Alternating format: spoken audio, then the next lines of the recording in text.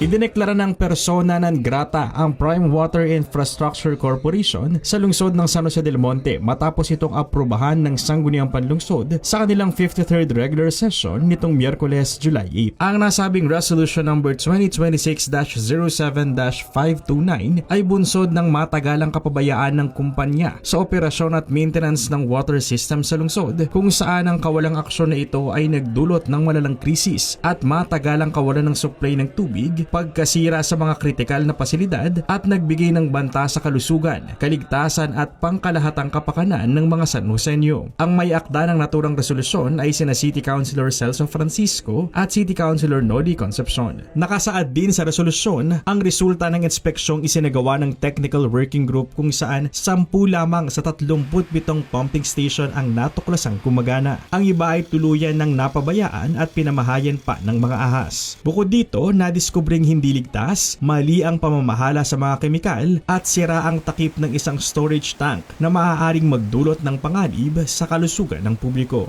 Mga kababayan natin ay napupuyat kaabang ng tubig, pero madalas hindi naman tumutulo ang tubig.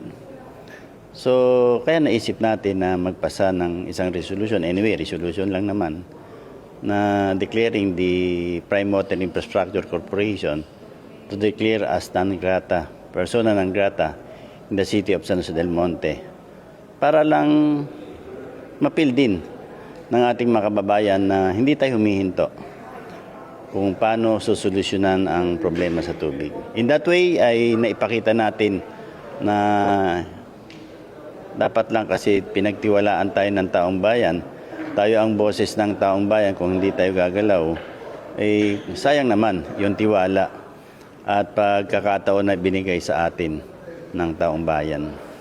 Na isinagawa ng Technical Working Group, no, na siyang nagsuri kung ano ba ang mga naging dahilan at nakita doon na may matinding kapabayaan sa pamamahala ng ating pong water system sa lungsod ng San Jose del Monte, naging dahilan ng kakulangan sa maayos, no, maganda at maaasahang supply ng tubig sa ating lungsod. Samantala, tinalakay din sa SP session ang pagpapasalamat sa 29 na taong serbisyo ni dating City Environment and Natural Resources Officer, Engineer Thelma Bautista. Kinilala rin ang natatanging talino ni Joshua Miguel Daclis mula sa Barangay Santa Cruz II na napabilang sa prestihiyosong Yale Young Global Scholars o YYGS program ng Yale University sa New Haven, Connecticut, USA. Tinalakay rin sa sesyon ang pagpasa ng resolusyon para sa mga natatanging San Joseño sa iba't ibang larangan gaya ni na Eduardo Roma na champion sa Light Middleweight Division at Ernie Regala na champion sa Super Bantamweight Division sa Philippine Amateur Boxing Federation Championship. Nagsama-sama ang nasa halos 400 mga city collegians kasama ang kanilang mga mentor, professor, mga guro at kani-kanilang mga guardian sa Second Institutional Recognition Day ng City College of San Jose del Monte na ginanap sa City Convention Center, Barangay Sapang Palay proper nitong Miyerkules, July 8. Sa pangunguna ni City College President Dr. Roger S. Ambida, kinilala at binigyang parangalang mga mag-aaral ng institusyon na nagpakita ng natatanging husay, talino at dedikasyon sa kanilang pag-aaral habang nilalaban ang kanilang mga pangarap at hangarin para sa magandang kinabukasan. Kabilang sa mga binigyang pagkilala ang mga nakakuha ng Latin Honors, Leadership Awardee, Outstanding Journalist Awardee, Outstanding Academic Achievements, at Outstanding Culture and Arts Award para sa academic year 2025 to 2026. Mismong si Congressman Arthur Robes at ilang mga miyembro ng Board of Trustees ng CCSJDM ang sumaksi sa naturang pagkilala kung saan ipinaabot ng kinatawa ng mga San Joseño sa Kongreso ang kanyang taus-pusong pagbati, pasasalamat at hamon sa mga nagsipagtapos. Congratulations to everybody, no?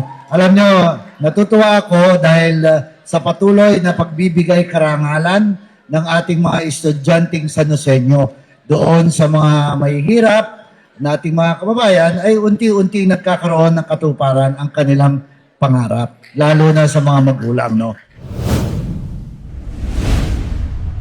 Mula sa pamahalaang nasyonal, muling ibinaba sa lungsod ng San Jose del Monte ang programang AICS o Assistance to Individuals in Crisis Situation ng Department of Social Welfare and Development o DSWD Field Office 3 nitong Miyerkules, July 8 sa AICS payout na ginanap sa City Covered Court, Barangay Poblacion 1. Higit 1,300 na mga Sanosenyo mula sa iba't ibang vulnerable sectors sa lungsod ang dumaan sa screening at validation ng ahensya at ngayon ay masayang tumanggap ng kani-kanilang mga tulong pinansyal mula sa pamahalaan na nagkakahalagang 3,000 piso bawat isa.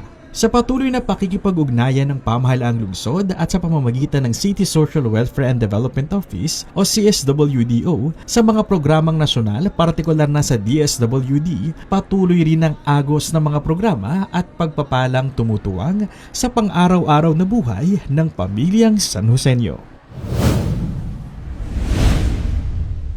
Kasama si Ian Aisma at Jello Danantinaw, para sa Balitang Sanosenyo Express, ako si Jeff Andrade, Public Information Office.